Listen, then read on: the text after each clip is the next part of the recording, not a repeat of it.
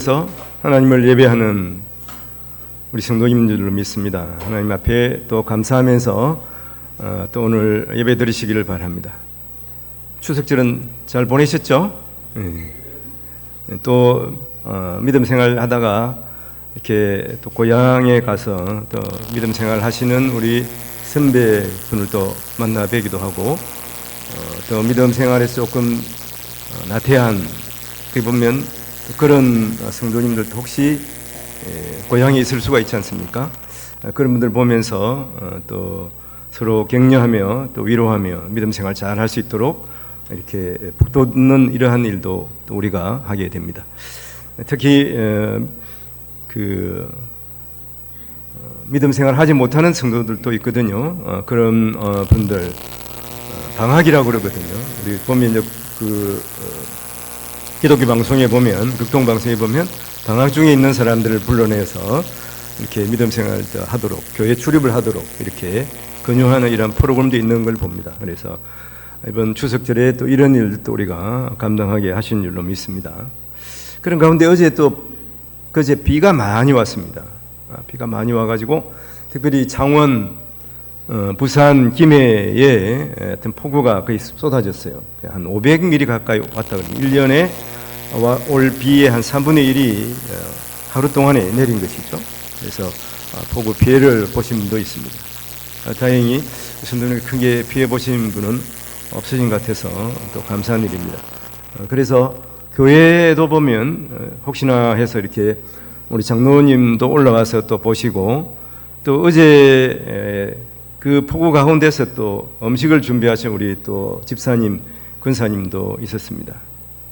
이런 모습을 보면서 제가 어릴 때 시골에 이제 비가 많이 오면은 특히 아버지가 이렇게 하여튼 우비를 쓰고 그 갱일 하나 들고서 논이나 밭에 나가시는 거예요. 나가서 이제 물고를 트시는 그런 모습들이 생각이 납니다. 그래서 아버지는 이제 돌아가시고 제 아버지 얘기입니다. 그리고 어머니가 이제 구순이 되셨어요. 구순이 되셔서 이제 살아계신데 그 어머니를 이제 뵙고 오면서 참 구순이니까 뭐 연세가 많으시잖아요. 그런 가운데 이제 시골에 가서 어머니를 만나 뵙고 특별히 이제 옛날 얘기를 해주면은 너무 좋아하시는 거예요. 옛날에 특히 운동회 할 때 소풍 갈 때 특별히 어머니가 좀 극성이시거든요. 그래서 이제 선생님들 도시락 다 이렇게 장만하고 이렇게 다니시던 그때 모습이 어렴풋이 생각이 나요. 그래서 여튼 제일 좋은 옷을 갈아입으시고 한복이겠죠. 한복을 입으시고 이제 소풍이나 추석 또 뭐 명절 때 이렇게 선생님들을 만나 뵙는 이런 모습들을 또 뵙기도 합니다. 참 그때는 다 힘들게 살았죠. 제 생활 때 이제 시골에 우물이 하나 있는데 물이 안 나오거든. 물이 이제 가뭄이 되니까 물이 안 나오잖아요. 그러면 이제 삼촌이 큰 물장군을 지고서 이제 동네 밖에 나가서 거기 이제 산물을 떠옵니다. 산물을 떠오면은 그 물이 얼마나 아깝습니까? 그 물로 이제 또 얼굴을 너도 이제 씻고 나도 씻고 그다음에 또 발도 씻고 씻은데 또 씻고 그래가지고 그 물도 버릴 수가 없어가지고 예물통에 이제 버립니다. 예물통에 이제 소물로 쓰는 거예요. 그리고 가만히 생각하니까 어릴 때 이제 전기가 우리 동네는 이제 처음 제가 초등학교 5학년 6학년 때 들어온 것 같아요. 전기가 들어오니까 얼마나 화납니까? 촛불도 거의 켜지 못하고 여하튼 호롱불 비슷한 걸 켜고 살다가 전기가 들어오니까 이건 정말 이게 빛이구나. 그리고 이제 동네 제일 부잣집에 TV가 들어오잖아요. TV가. 그러면 동네 사람들이 모여서 TV를 보는 거예요.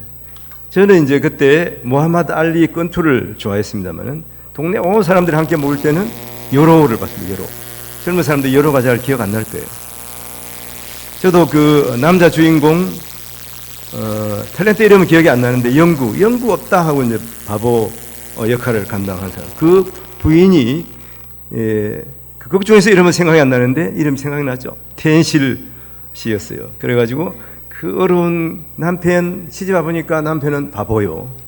그리고 또 그 집안은 몰락해가는 그런 가운데 그 집안을 일으키는 억청 맞은 그 여성이에요. 그러면서도 그 품위를 지키지 않고 자녀들을 길러내는 이런 모습들을 그 보면서 감동한, 저도 어릴 때지만 하여튼 감동하면서 본 것 같아요.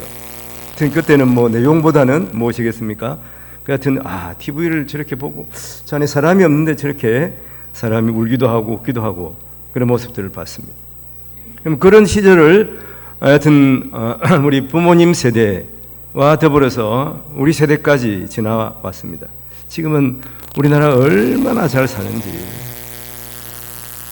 그때는 상상이네. 그때는 뭐 사실은 생각해 보세요. 뭐 가정마다 TV 정도는 한 3, 40년 지난 지금에 다 TV는 있겠다 생각을 하지만은 우리 가정에 자가용이 뭐 2대, 3대 된다는 게 상상이나 했겠습니까? 우리나라가 엄청 잘 사는 나라가 됐어요. 근데도 불만이 많아. 아직 보면 우리나라 사람들이 불만이 많아요. 자살률이 OECD 국가 중에 세계 1위예요. 그래서 북한은 그걸 가지고 남한은 참 살기가 힘들다. 하여튼 자살률이 많다는 거예요. 자기들은 자살할 사람이 없다는 거예요. 근데 북한과 우리나라의 경제력은 100배 차이가 납니다. 100배 차이. 이렇게 잘 사는 나라가 되었습니다. 선교지에 가서 보면, 저도 이제 선교지에 가본 지 한 15년 됐습니다만, 그때나 지금이나 필리핀 뭐 캄보디아는 별로 바뀐 게 없어요. 얼마 전에 이제 선교사님 나갔다가 이런 말씀을 하시더라고요. 들어오셔서 이제 필리핀, 캄보디아 가서 우리가 이제 거기 물을 안 먹잖아요. 그래서 이제 우리가 이제 사서 이제 물을 가져가든지 거기서 이제 물을 사서 먹는데, 그 물을 사가지고 500ml짜리 그걸 먹다가 그냥 버리잖아요. 버리면은 그걸 주스려고 애들이 막 달려든다는 거예요. 그래가지고 먼저 주선 애들 또 뺏으려고 하다가 싸움이 나는 경우도 있다는 거예요. 그리고 지금도 마찬가지인데, 가면은 이제 막 애들이 따라다녀요. 제가 한번 지금 이제 레바논 있잖아요. 레바논에 간 적이 있는데, 레바논의 그 꼬맹이들이 말이죠. 그때 $1 하면서 돈 달라고 그러더라고요. 돈 달라고. 지금이 레바논은 더 힘들어요. 며칠 전에 베이루트에서 하여튼 3,000개의 삐삐가 터졌잖아요. 여기가 레바논 베이루트입니다. 그렇게 지금 15년 전이나 10년 전이나 지금이나 별 다르지 않게 살아가는. 그럼 우리나라는 뭐 어떻습니까? 몇십 년 지난 즈음에 우리나라는 천지개벽을 한 나라예요.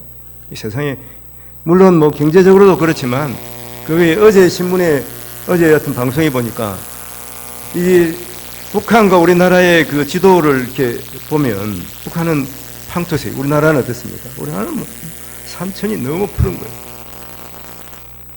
나무 심기도 우리나라가 성공한 나라. 나무 심고 그 국토가 이렇게 식물이 풍성한 그런 나라가, 그 성공한 나라가 우리나라밖에 없대요, 세계에서. 그리고 우리가 여기 복음이 들어서 많은 사람들이 예수를 믿고 또 구원 얻는 이 복음을 받아들여서 수출하는 나라. 이 세계 2위의 우리 선교 나라가 됐잖아요.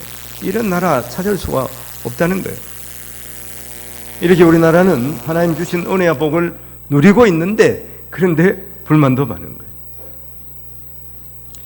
교회나 가정이나 이렇게 바꿔야 할 것들, 긍정적인 비판이 필요해요. 그러나 우리가 어떤 그 사회나 또 교회나 이게 또 옆에 있는 아내, 남편에게 비판하기 전에 먼저 그 문제를 가지고 자기 자신을 점검해 봐야 하는 것이죠. 그렇게 되면 우리 자신들을 돌아볼 수가 있게 되는 것입니다. 마찬가지로 객관적으로 이 사회나 이 나라도 우리가 볼 수가 있어야 되는 것이죠. 객관적인 잣대를 가지고. 그러면 사실은 이 불만의 많은 요소들은 사라지게 됩니다. 그러기 위해서는 우리 자신들을 보기 위해서는 거울 앞에 서봐야 되는, 거울 앞에. 저도 뭐 거울 앞에 내 자신의 모습을 이렇게 딱 쳐다보면서 이렇게 본 적은 별로 없어요. 그러나 이 말씀을 생각하면서 거울을 한번 쳐다보니까 자세하게 내 자신을 살펴보는 거예요. 살펴보면 한 줄기가 쳐졌어. 그리고 주름이 많아졌잖아요. 그리고 이제 매일 거의 매일 저는 이제 책상 앞에 앉아가지고 컴퓨터를 치든지 이렇게 하잖아요. 그러니까 거북목이 된 거예요. 거북목이. 그래 깜짝 놀라는 거예요. 그렇지만 뭐 지금 늦었죠. 지금은 늦었지만 그래도 이러한 이 육신의 이러한 뼈대를 교정을 해 나가야 하는 것이 교정을. 그래서 뭐 나름대로 운동도 해보고 그런데 한번 이렇게 기울어버린 어깨는 이렇게 돌아오기가 쉽지가 않아요. 그래서 미리 예방 차원에서 우리가 하여튼 스트레칭도 하고 뭐 요가도 하고 뭐 특별한 요가가 아니더라도 이렇게 하면서 자기 자신의 그런 신체적인 부분들을 교정해 나가야 합니다. 미래과학자들은 말하기를 앞으로 한 30년 지나면 모든 사람들이 거북목이 될 거라고 합니다. 왜냐하면 여러분 보십시오. 지나가면서 보면 다 이게 휴대폰을 쳐도 젊은이들이 더 심해요. 그러니까 결국 이렇게 목이 앞으로 나오게 돼요. 거북목이 되는 것이다 하는 거예요. 20, 30년 지나면은 다 거북목이 될 것이라 이럽니다. 이렇게 우리의 그 육체적인 교정이 필요합니다. 근데 우리 육체적인 교정보다 더 필요한 게 뭐겠습니까? 우리 마음의 교정이에요. 영혼의 교정입니다. 어떻게 그렇게 할 수가 있느냐? 그럼 우리는 항상 이 마음의 영혼의 교정을 위해서는 어디에 서야 되겠습니까? 하나님의 말씀의 그물 앞에 서 있어야 된다. 말씀의 그물에 서야 되는 것이. 그래서 자신을 하나님의 말씀을 항상 비춰보면서 또 깨닫고 또 교정하고 또 바르게 살아가려고 애를 써야 되는 것입니다. 심리학에서 보면 사람에게는 4개의 창이 있다고 그럽니다. 첫 번째 창은 나도 알고 남도 아는 것. 그런 게 많죠. 그 다음에 두 번째는 나는 알지만은 다른 사람은 모르는 게 있습니다. 세 번째부터가 좀 문제예요. 다른 사람은 아는데 나는 모르는 그런 게 외로 많다고 하는 거예요. 그리고 네 번째는 나도 모르고 다른 사람도 모르는 창이 있다는 것이죠. 전혀 미지의 세계, 하나님만 아는 그런 세계가 있는 것이죠. 우리 이런 것도 인정할 수가 있어야 되는 것입니다. 우리가 함께 느헤미야 성경을 보고 있잖아요. 느헤미야는 바사 제국의 높은 관직에 있었습니다. 그렇지만 자기 고국 특히 예루살렘의 성벽이 무너진 채로 있는 것을 알고 마음이 아팠어요. 그래서 그는 왕에게 이제 말하고 이제 돌아와서 52일 만에 150년 가까이 무너져 있던 성벽을 수축합니다. 52일 만에 수축을 했어요. 그리고 어떻게 해야 됩니까? 거기는 하나님의 도성이잖아요. 하나님의 도성답게 만들어야 되죠. 이 작업을 백성들과 함께 해요. 52일 만에 수축했지만은 하나님의 백성들로 하나님 앞에 예배하는 자로 세우는 데는 상당한 시일이 걸립니다. 그래서 12년 동안 그가 또 이스라엘의 총독으로 이 일을 해야 하는 것을 볼 수가 있습니다. 첫 번째는 어떻게 해야 되겠습니까? 그 도성 안에 사람들이 살게 해야 되잖아요. 아무리 뭐 이쁘게 잘 지어놨다고 했지만은 그 집에 사람이 살지 않으면 1년 만에 그냥 거의 폐허가 되다시피 하는 거예요. 그래서 하나님의 도성 예루살렘을 세우고 거기에 사람들로 채우고 사람들로 거기 살게 하고 그 사람들이 또 뭡니까?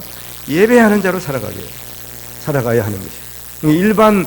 일반 그런 성읍하고는 조금 다르죠. 일반 성읍은 사람들로 채워서 뭐 상업 시설 이런 걸 잘 갖추면 대체는 인프라도 갖추고.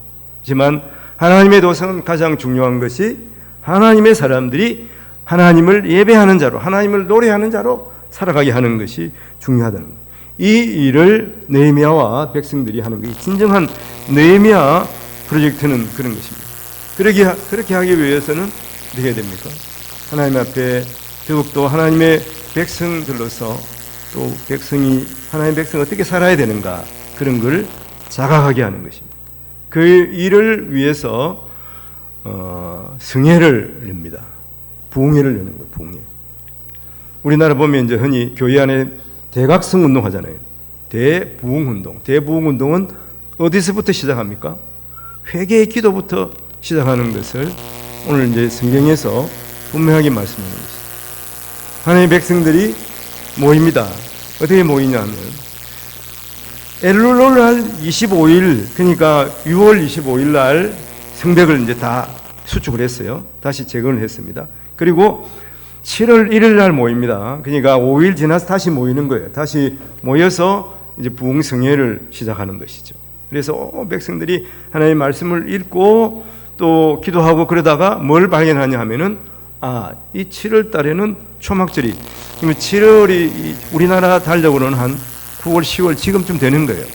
초막절, 우리나라는 보면 이제 추수감사절 개념이죠.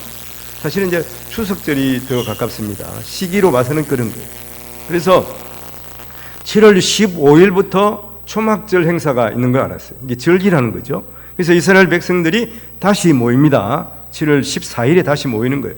7월 14일에 모여가지고 일주일 동안 초막절 행사를 합니다. 그러면 이제 21일 날 끝나겠죠. 그리고 오늘 말씀해 보면 그 달 29날 24일에 다시 모이게 되는 것이죠. 다시 모여서 함께 하나님 앞에 회개 기도를 올림으로 말미암아서 이제 부흥의 서곡, 부흥의 시작을 알게 되는 거예요. 우리의 부흥은 어디서부터? 이렇게 회개의 기도부터. 부흥이라는 것은 물론 우리가 물리적으로 객관적으로 볼 때는 많은 또 사람들이 또 모이고 또 함께 이렇게 찬양하고 기도하고 하는 것들을 볼 수가 있지만, 진정한 부흥은 뭐냐 하면은 하나님의 백성으로서 하나님의 백성으로 살아가기로 결단하는 것이죠. 구체적으로 말하면은 이 초대교회의 그 부흥, 이것은 하나님의 말씀대로 살아가고자 하는 거예요. 우리의 부흥은, 진정한 부흥은 무엇이냐? 지금의 우리의 부흥은 무엇이냐? 하나님의 말씀대로 사는 것이에요. 그 모습은 초대교회 모습이 초대교회. 예수님께서 승천하시고 또 초대교회의 그 모습들을 우리가 보면서 초대교회로 돌아가자 하는 것이 진정한 부흥의 모습입니다. 이 당시의 부흥은 무엇입니까? 하나님의 백성으로 살아가자, 이렇게 결단하면서 하나님의 백성으로 살아가는 것이 부흥이에요. 이 부흥의 시작은 뭐로부터 시작한다? 회개로부터, 회개의 기도로부터 시작한다는 것이죠. 회개의 기도.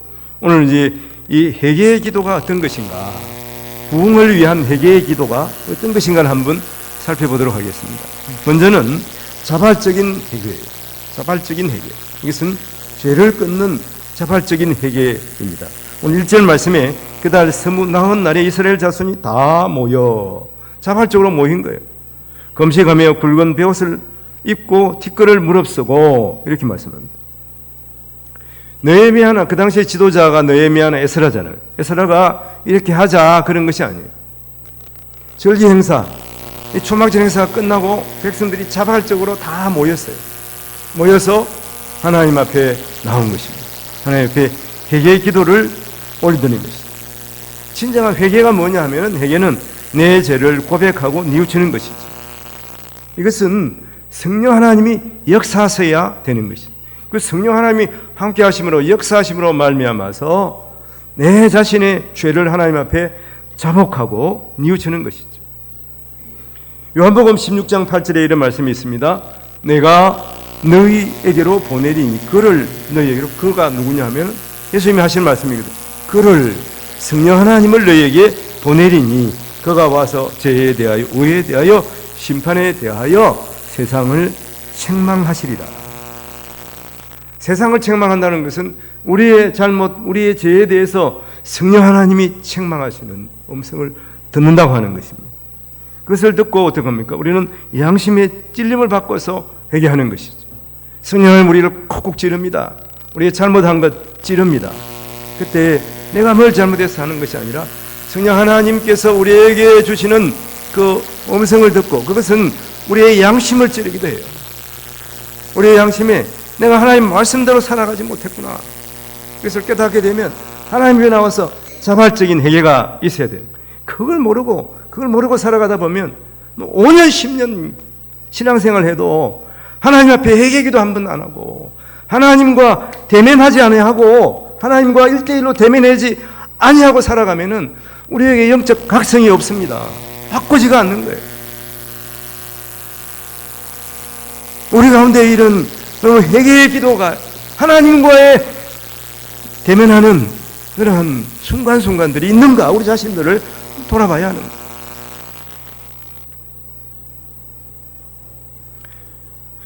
세상을 책망하시리라. 하나님께서, 성령 하나님께서 우리를 책망하는 소리를 우리가 들을 수 있어야 되는 거예요. 나는 한 번도 하나님께서 나를 책망하신 적이 없어, 이렇게 생각하면 우리가 영적인 변화가 있을 수가 없는 거예요. 영적 대각성이 우리에게 있지 않는 것입니다. 그럼 생각해보고, 우리 자신들을 생각해보면 나의 어떤 하나님의 책망이 있는가? 성령 하나님께서 함께 하시고 나를 책망하는 것이 어떤 것이 있는가? 거기에 대해서 내 마음이 찔려서 하나님 앞에 나와서 회개하며 기도한 적이 있는가? 한번 우리를 돌이켜 봐야 한다고 하는 것입니다. 1907년 영평양 대복음 운동은 회개운동이었어요. 먼저 1904년도에 원산에서 선교사들의 작은 부흥회가 있었습니다. 그때 이제 부녀들이 모이 선교사를 초청해서 부흥성회가 있었는데, 그때 하지 선교사가 그 부녀들에게 복음을 전하면서 회개하는 거예요. 처음에는 어떻게 생각했습니까? 조선에 와가지고 이 복음을 전해도 사람들이 변하지 않는 거예요. 이렇게 하나님의 말씀이 전해지는데도 왜 이 사람들은 예전대로 똑같이 살아갈까? 그렇게 생각했습니다. 그러나 이 하지 선교사가 그들과 함께, 선교사들과 함께, 또 부녀들과 함께 기도하면서, 이것이 내 탓이구나. 자기 스스로 보니까 자기가 선교사다, 서양 사람들이라 이거예요. 그러니까 교만한 거예요. 자기 자신의 교만을 먼저 본 것입니다. 그래서 울면서 이것이, 이 부흥하지 못하는 게 내 탓이구나, 내가 부족해서 그렇구나, 이들이 변하지 않는 것이 아니라 내가 하나님 앞에서 변하지 못했구나. 그래서 회개하며 기도하는 거예요. 이 회개운동이 점점 퍼져갑니다. 원산 부흥운동이 커져가서 1907년 평양 대부흥운동이 있었습니다. 평양 대부흥운동, 그때 장대인 교회에서 사경회가 있었어요. 옛날 사경회는 이제 성경학교를 하기 위해서 교사들이 다 모여서 이렇게 이제 함께 부흥을 하는 거예요. 저도 어릴 때 부흥회 가서 보면은, 그때 얘기하면 안 되지만 하여튼 대단했어요. 한번 기도를 시작하면은 저녁 한 7시, 8시 시작하면 11시까지 부흥회를 합니다. 목사님 말씀이 하여튼 힘도 있었지만은 제일 앞에 앉으면은 침이 튀겨가지고 하여튼 그런 기억이 나요. 어릴 때입니다. 어릴 때 그런 부흥회 기억이 나는 거예요. 이런 부흥회를 장대인 교회에서 있으면 한 400~500명 모였습니다. 모여서 이 새벽까지 기도하면서 이게 울면서 회개하기 시작하는 거예요. 그때 장대인 교회 영수라고 그러죠. 옛날에는 여튼 장로님 정도 된다고 그러죠. 길선주, 당시는 이제 목사님이 아니었어요. 선교사님이 회개가 터져 나오는 거예요. 친구가 죽으면서 자신의 재산을 가족들을 위해 쓰도록 맡겼습니다. 길선주 이 영수는 그래도 교회 다니고 정직하니까 맡긴 거예요. 우리 자식들을 위해서 좀 써달라. 좋은데 이렇게 좀 돈도 좀 불려서 해달라. 근데 그가 회개하면서 하는 말이, 근데 내 자신이 하여튼 계산을 해보니까 회개하고 이렇게 수고한 부분이 있다 그래가지고 그 친구가 죽으면서 맡긴 돈을 일부를 착복한 거예요. 그러면서 그가 고백하기를, 나는 아간과 같은 죄인입니다. 아간 같은 죄인이라고 고백합니다. 그러면서 울며 통회합니다. 그래서 그 새벽에 회개운동이 일어났어요. 이게 평양 대부흥운동의 시작입니다. 회개로부터 시작하는 거예요. 그래서 평양이 얼마나 그 대단한 도시입니까? 근데 이 평양 시내에 술집이 장사가 안 돼가지고 다 문을 닫았다고 해요. 이 전국으로 이제 퍼져나가기 시작합니다. 불처럼 퍼져나갑니다. 당시 기독교 인구가 한 3만 명이었는데 회개운동이 전국으로 확산되면서 1년에 기독교 인구가 30만 명으로 늘었다는 거예요. 회개의 역사죠. 회개는 성령의 역사예요. 자발적으로 일어나는 거예요. 그리고 불처럼 퍼져나가는 것입니다. 오늘 말씀 2절에 보니까 모든 이방 사람들과 절규하고 서서 자기의 죄와 조상들의 허물을 자복하고, 조상들에 대한 어떤 책임이 있습니까? 그렇지만 조상들이 잘못해가지고 어떡합니까? 이스라엘 백성들이 바벨론에 끌려가고 또 바사 제국의 노예가 됐잖아요. 그런데 이걸 내 죄로 알고 자복하면서 얘기하는 거예요. 그리고 그 당시에 이 바사 제국에 가서 살면서 어떻습니까? 이방 사람들과 같이 살면서 하나님 백성인 것을 까맣게 잊고 살았어요. 우리가 하나님의 백성이구나. 그래서 이방 사람들과 범하는 그러한 우상 숭배에 대해서 이제 끄는 것을 오늘 말씀에서는 이방 사람들과 절교하고 이렇게 쓰고 있는 것이죠.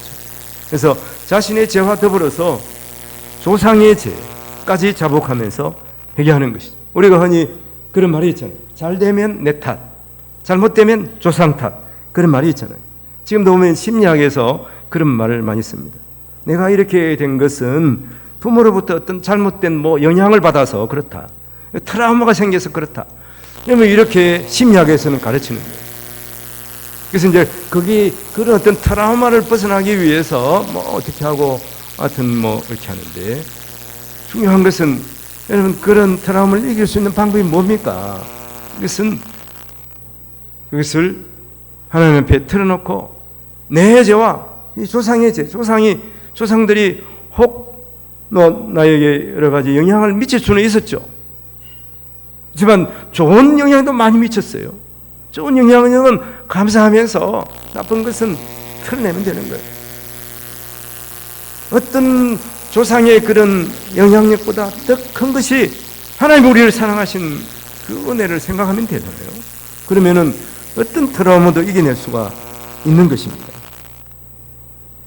우리가 변하기 위해서는 그것을 하나님의 은혜로 극복하는 거예요. 그것을 누가 극복해야 됩니까? 내가 극복해야 되는 거예요. 우리 조상이 극복해야 되는 게 아니잖아요.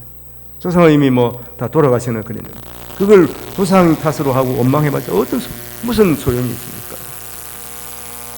하나님의 은혜로 극복하는 거예요. 결국 나는 죄가 없겠습니까?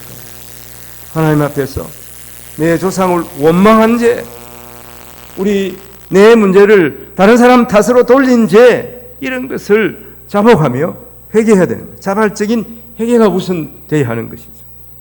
영적 부흥은 나의 자발적인 회개로부터 시작하는 것을 우리가 먼저 알아야 돼요. 두 번째는 뭐냐? 우리는 하나님의 말씀에 비추어서 회개하는 것입니다. 하나님 말씀으로 채워야 하는 것입니다. 비우는 것이 중요한 것이 아니라 하나님 말씀으로 채우는 것이 중요한 것입니다. 오늘 3절에 보면 이날에 낮 4분의 1은 그 제자리에 서서 그들의 하나님 여호와의 율법책을 낭독하고 낮 4분의 1은 절을 자복하며 그들의 하나님 여호와께 경배하는데, 여러분 이스라엘의 낮은 아침 6시부터 시작하는 거예요. 6시부터 9시까지는 어떤 거예요? 서서 하나님 율법책을 서로 읽는 것을 듣는 거예요. 하나님 말씀을 먼저 듣는 거예요. 그리고 그 다음 낮 4분의 1은 6시, 7시, 8시, 9시, 그 다음에 9시부터 12시까지는 어떻게 해야 됩니까? 12시까지는 절을 자복하며 하나님 여호와께 경배하는 일을 했다고 하는 것이죠. 우리가 하나님 앞에서 회개하되 하나님의 말씀에 비추어서 내 죄가 무엇인지, 내 잘못이 무엇인지 하나님의 말씀의 그울 앞에 서야 됩니다. 말씀대로 살지 못한 것을 회개하는 하나님의 백성들로 볼 수가 있습니다. 하나님의 말씀 앞에 서야 됩니다. 야곱을 보면 어떻습니까? 야곱은 그가 이제 고향으로 돌아오잖아요. 근데 형 에서가 400명의 군사를 제공하고 자기를 맞으러 온다는. 그럼 자기 혼자 오면 되지 왜 400명의 군사를 데리고 오는 거예요? 형 에서를 야곱이 어떻게 했습니까? 형 에서를 속이고 장자권을 자기가 차지하고서는 도망을 갔잖아요. 야반 도주를 했어요. 그리고 이제 돌아오는 거예요. 돌아오는데 형 에서가 어떻게 했습니까? 형 에서가 장자권을 받기 위해서 자기 아버지 이삭에게 얼마나 간청합니까? 아버지 본래 그게 내 것인데 야곱이 훔쳐갔어요. 그거 돌이키면 안 됩니까? 근데 이삭이 한 번 한 거는 돌이킬 수가 없어. 매정하게 거절하거든. 에서가 얼마나 20년 동안 이를 갈면서 살았겠습니까? 이제 야곱이 돌아오면 이제 박살내야 돼, 죽여야 되겠다, 이 생각을 하고 오지 않았겠어요. 그러면 야곱은 어땠습니까? 야곱은 이 위기 때문에 위기를 어떻게 하든 모면하기 위해서 그가 야복강가에서 하나님 앞에 기도하는 거예요. 그리고 막 씨름까지 하잖아요. 하나님과 씨름까지 합니다. 그래서 억짝같이 해가지고 여하튼 이겨요. 그가 기도하면서 어떻게 됩니까? 하나님이 그의 한도뼈를 쳤거죠. 한도뼈는 이제 다리 밑에 이 고관절 뼈예요. 따지고 보면은 뼈를 치니까 천사가 때렸으니 하여튼 부러졌죠. 여러분, 야곱을 한번 보십시오. 야곱이 그때 밤새 씨름하면서 기도하면서 하나님 아버지, 내 환도뼈를 한번 쳐주세요, 이렇게 기도했겠습니까? 어떻게 기도했겠어요? 이 에서가 차라리 안 만나면 좋겠죠. 그냥 물이 홍수가 나든지 해가지고 에서가 돌아갔으면 좋겠, 이렇게 기도하지 않았겠어요? 그리고 오면은 좀 나를 동생으로 취급하면 좋겠, 이렇게 기도했지. 하나님 아버지, 내 한도뼈를 쳐서 한도뼈가 떨어져가 내 다리를 절개하여 주시오, 그렇게는 절대 기도 안 했을 거예요. 근데 하나님께서 한도뼈를 쳐가지고 그가 어떻게 됩니까? 그가 다리를 절었더라. 다리를 절면서 행을 맞으러 가는 거예요. 행이 보니까 저걸 죽일까 살릴까 그렇게 생각하고 괘씸한 놈 이러면서 생각하고 왔는데 다리를 저는 거예요. 다리를 절면서 자기 앞에 나오는 이 초라한 동생의 모습을 보고 마음이 바뀐 겁니다. 여러분, 하나님께서 우리를 쳐서 아프게 하실 때가 있습니다. 그것은 뭐냐? 우리를 아예 절단내기 위해서 그런 것이 아니라 하나님께서 그 일을 통해서 우리에게 복을 주시기 위함이다, 이렇게 생각해야 돼요. 저번 주에 이제 해운대에서 하여튼 대각성 운동이 있습니다. 이찬선 목사님도 와서 설교를 하고 그랬습니다. 주일 오후가 돼서 저는 못 갔습니다만은 이찬선 목사님이 그런 얘기를 하더라고요. 자기 아버지가 목사님이었는데 말을 더듬었대요. 목사가 물론 저도 조금 더듬는 기미가 있습니다만 말을 더듬으면 어떻겠습니까? 그래서 하나님 앞에 주일날 아침에 하여튼 일어나면 계속 하여튼 새벽 예배하고 기도하는 거예요. 하나님, 오늘은 말을 더듬지 않게 주옵소서. 하나님 앞에 계속 기도하는 거예요. 그러면 이제 그 어머니죠. 아버지 부인 어머니가 남편이 설교할 때 얼마나 마음 졸이면서 오늘 또 이렇게 말 더듬으면 어떡하지? 이렇게 했는데, 혹시 그 남편이 주일 아침에 조금이라도 하여튼 감정이 상한 일이 있잖아요. 그러면은 거의 설교를 못할 정도 말을 더듬는다는 거예요. 그래서 어떻게 하든 주일 아침에는 남편을 이렇게 하여튼 감정 안 상했끔 이렇게 한다는 거예요. 그런데 그 아버지가 40일 금식 기도를 하다가 17일 만에 돌아가셨다니까요. 그러니까 이제 젊은 이찬수는 어떻게, 나는 죽어도 목사 안 한다. 이렇게 자기의 여러 가지 어려움 때문에 어머니가 이렇게 조바심 나면서 기도하고, 자기 아버지는 어떻게 하든 부흥을 위해서 그렇게 기도했는데, 금식 기도를 그렇게 하셨는데 17일 만에 돌아가셨다, 이렇게 생각하고 있었는데, 자기 어머니는 웬걸, 야 찬수야, 너 아버지 길을 위해서 목사해야지. 죽어도 안 하려고 그랬는데 결국 목사가 됐다는 거예요. 그래서 하여튼 지금 우리나라에서 가장 하여튼 영향을 끼치는 그런 목사님이 됐잖아요. 그건 뭐냐 하면, 우리에게 이러한 트러블이 있어요. 우리에게 약점들이 있습니다. 그 약점으로 여기지 않냐고. 그 약점을 가지고 하나님 앞에 나왔어요. 하나님 기도할 때 하나님께서 그 약점을 그대로 주시는 경우도 있었지만, 그 약점을 통해서 은혜와 복을 주신다고 하는 거예요. 우리에게 어떤 약점이 있습니까? 가정의 약점도 있죠. 우리 자녀에게도 약점이 있을 수가 있어요. 그냥 그것 때문에 너무 두려워하지 아니하고 하나님 앞에 나와야 돼요. 그것 때문에 너무 원망하지 아니하고 하나님 앞에 나오면 하나님께서 그것을 통하여 우리에게 은혜와 복을 주시는 것입니다. 하나님 앞에 서야 돼요. 야곱은 하나님 앞에 섰잖아요. 분일 하나님 앞에서 그가 모든 어려움을 극복하고 그러므로 말미암아서 그는 다리를 저는 사람이 되었지만 아마 평생 다리를 절고 다녔을 거예요. 그렇지만 행과 또 화합하게 된 것을 우리가 볼 수가 있습니다. 행전을 얼싸안고 서로 화해하게 됐어요. 그가 고백한 내용이 있어요. 형님 얼굴을 보니까 형님 얼굴을 보니까 하나님 본 것 같습니다. 야곱도 그렇지만 에서도 그렇지 않겠습니까? 하나님의 말씀 앞에 서야 돼요. 하나님 앞에 선다. 번일 하나님 앞에 선다는 것은 하나님의 말씀 앞에 서는 것이고, 그리고 중요한 것은 하나님 앞에 나와야 되는 거예요. 하나님 앞에 힘든 일이 있으면 야 하나님 나에게 벌을 주시네 그러면서 실망하고 교회 안 나온 사람이 있어요. 어려움이 있으면 또 하나님 앞에 나와 기도해야지. 그렇지 않습니까? 그게 당연한 거 아니에요. 그런데 교회도 잘 안 나오고 힘든 일이 있으면 남 탓하고 원망하고, 그래서 무슨 유익이 있겠습니까? 하나님 앞에 서야 되는 것입니다. 하나님을 찬양하고 하나님을 예배하는 자가 되어야 됩니다. 오늘 4절 말씀에 보면 레위 사람 예수아와 바니와 가멜과 스바냐와 분니와 세레바와 바니와 그나니는 단에 올라 큰 소리로 하나님 여호와께 부르짖고, 하나님 여호와께 부르짖고 하는 거예요. 백성의 지도자들이 또 먼저 하나님 앞에 나와 부르짖고 기도한 것이죠. 그 다음에 5절 보면 주여 주의 영화로운 이름을 송축하올 것은 주의 이름이 존귀하여 모든 송축이나 찬양에서 뛰어남이니이다. 6절에는 그렇습니다. 오직 주는 여호와시라. 하늘과 하늘들의 하늘과 이를 성신과 땅과 땅 위의 만물과 바다와 그 가운데 모든 것을 지으시고 다 보존하시오니 모든 천군이 주께 경배하나이다.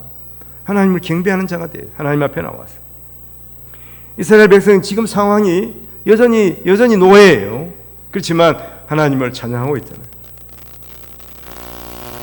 그리고 그들은 31절 뒤에 보면 이런 말씀, 주의 크신 긍휼로 그들을 아주 멸하지 아니하시며 버리지도 아니하셨사오니, 우리를 아예 버리신 게 아니라는 거예요. 우리가 지금 노예 상태에 있지만 하나님의 백성이라는 거예요. 그래서 지금 예루살렘에 와가지고 성전에서 하나님 앞에 지금 예배하고 있잖아요. 우리도 마찬가지죠. 우리도 세상에서 혹시 어려움을 당했을지라도 이 자리에 나와서 하나님을 예배하는 자로 이 자리에 있잖아요. 이게 얼마나 감사한 일이냐. 이렇게 하신 것은 무엇이겠습니까?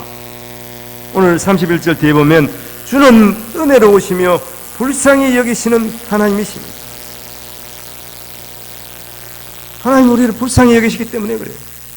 우리는 잘못하고 우리는 죄를 짓고 하나님을 배반하고 살았지만 하나님이 우리를 다시 하나님의 백성 삼으시고 하나님을 예배하는 자가 되게 하신 것은 하나님께서 우리를 불쌍히 여기셨기 때문이에요.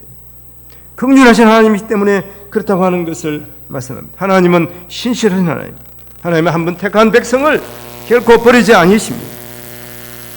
사람들은 혹 자식이라도 버릴 수가 있습니다. 그렇지만 하나님은 결코 자기 자녀 삼은 자를 버리지 않습니다. 신실하신 하나님, 인자하신 하나님, 긍휼하신 하나님이시기 때문에 그렇습니다.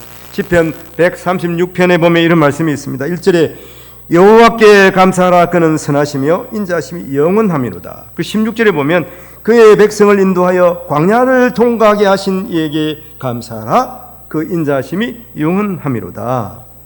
예수님의 제자 12명이 있잖아요. 유다는 예수님을 배반하고 팔았어요. 그래서 그는 어떻게 합니까? 그는 은 30을 바꿔서 그 예수님을 팔았잖아요. 그래서 예수님께서 이제 십자가에 죽으시고 돌아가시고, 야, 이거 안 되겠구나. 그래서 돌려준다. 오늘 돌려주니까 제사장들이, 야, 그것은 너 죄다, 너 죄. 내가 우리 죄 왜 받냐? 그래가지고 유다는 그 돈 뭉치를 성전에다 그냥 성전기에다 올려놓고서는 그가 도망쳐 나와서 자살했습니다. 성경에 보면 자살해 가면 목을 맸겠죠. 목을 맸는데 그게 또 떨어져 가지고 배가 터져 죽었다고 아겔다마라 그러잖아요. 베드로도 그랬어요. 베드로도 예수님을 모른다고 배반했잖아요. 그렇지만 그는 주님의 십자가의 은혜를 알았어요. 돌아봤어요. 유다는 죄는 알았는데 예수님의 사랑을 모르는 거예요. 십자가의 사랑이 얼마나 큰지, 어떤 죄를 지어도 예수 그리스도의 십자가의 사랑 안에서 다 용서를 받는 것을 모르는 것이죠. 그러나 베드로는 그것을 깨달았습니다. 사도 바울도 깨달았어요. 사도 바울은 예수님이 하나님의 아들이신지 몰랐어요. 메시아인지도 몰랐습니다. 그래서 예수 믿는 사람들 다 잡아들여야지. 지금 다메섹, 지금 레바논까지 올라갔다니까. 거기서 길을 가다가 정오에 예수님을 만났잖아요. 내가 네가 핍박하는 예수다. 무릎 꿇었어요. 그리고 예수님의 사랑을 알았습니다. 예수님 그에게 사명을 주셨어요. 오늘 새벽에 함께 말씀을 나눴습니다마는 세상 모든 다른 종교들은 평안하기를 빌어요. 나에게 평안을 주소서. 이 육신의 평안을 위해서 기도하잖아요. 절에 가면은 비나이다 비나이다 평안케 해주옵소서. 그러나 오늘 교회는 다릅니다. 기독교는 달라요. 우리의 평안을 위해서 하나님 앞에 비는 것이 아닙니다. 우리의 사명을 위해서 비는 것이죠. 그러므로 우리가 세상에서 이 내 육신이 평안하게 살기를 위해서 하나님 앞에 구하는 성도들이 되어서는 안 되겠어요. 하나님이 주신 귀한 사명을 감당하기 위해서 우리가 하나님 앞에 기도할 때 하나님께서 그 기도를 들으시고 응답하여 주시는 것입니다. 그러면 오늘 우리 말씀에서 먼저는 어떻게 됩니까? 우리가 자발적으로 해결을 해야 되고, 그 다음에 두 번째는 무엇입니까? 두 번째 하나님의 말씀 앞에서 하나님 앞에 회개하면서 하나님 앞에 나아가야 돼요. 하나님 우리가 잘나서 하나님 우리 사냥 삼으신 것이 아니에요. 하나님 우리를 사랑하시기 때문에. 그러면 우리의 잘못과 우리의 어떤 수악한 그러한 죄가 있더라도 하나님 앞에 나오면 하나님 앞에서 하나님께서 우리의 모든 죄를 회개하여 주시는 것이죠. 우리는 기도해야 됩니다. 우리 자신들을 위해서 기도해야 되지만 또 믿지 않는 우리 주위의 친지, 친척, 우리의 가족들을 위해서도 기도해야 하는 것이죠. 그것을 우리가 성경에서 보면 그렇습니다. 아브라함이 하나님께서 그를 찾아오셔가지고 소돔과 고모라를 멸하시겠다고 말씀하잖아요. 그때 아브라함이 기도하잖아요. 어린 50명이 있으면 용서해 주옵소서. 그래 용서하마. 근데 50명이 없어요. 그럼 45명이 없어요. 그래가지고 10명이 있으면 소돔과 고모라를 용서하여 주옵소서. 근데 10명이 없어가지고 결국 하나님께서 불과 유황불로 소돔과 고모라를 태우시잖아요. 그러면 아브라함의 기도가 실패한 겁니까? 하나님께서 아브라함의 기도를 들어주시지 않은 거예요. 그렇지가 않습니다. 성경 말씀에 보면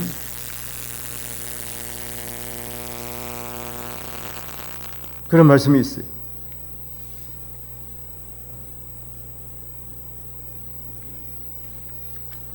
하나님께서 아브라함을 통해서 하시는 말씀, 창세기 19장 29절에 보면 하나님이 그지에게 성을 멸하실 때 롯이 거주하는 성을 엎으실 때에 하나님이 아브라함을 생각하사 롯을 그 엎으시는 중에서 내보내셨더라. 이렇게 되어 있습니다. 하나님께서 소돔과 고모라를 멸하는 가운데서도 아브라함의 기도를 들으셨어요. 아브라함의 기도를 기억하셨어요. 그리고 응답하셨어요. 그래가지고 그 조카 롯을 구원해 주시는 것을 분명히 볼 수가 있습니다. 그 기도를 들으시고 조카 롯을 살려주시는 것입니다. 그럼 우리는 기도해야 되는 거예요. 하나님 앞에서 자신과 가족과 친척과 나라를 위해서 기도하고 주께서 베푸신 은혜를 찬양하며 하나님 앞에 영광 돌리는 우리 모든 성도들이 되시기를 주님의 이름으로 축원을 드립니다. 기도하겠습니다. 하나님 아버지, 이스라엘 백성들은 성벽을 완성하고 하나님 말씀을 듣고 읽고 배우면서 하나님이 어떤 분이신지 알고 또 우리가 하나님 앞에서 죄인임을 고백하면서 자발적으로 회개하고 그리고 하나님의 말씀에 비추어서 회개하며 또 하나님 앞에서 하나님을 송축하며 하나님 앞에 영광을 돌립니다. 하나님 아버지, 우리 자신도 죄인입니다.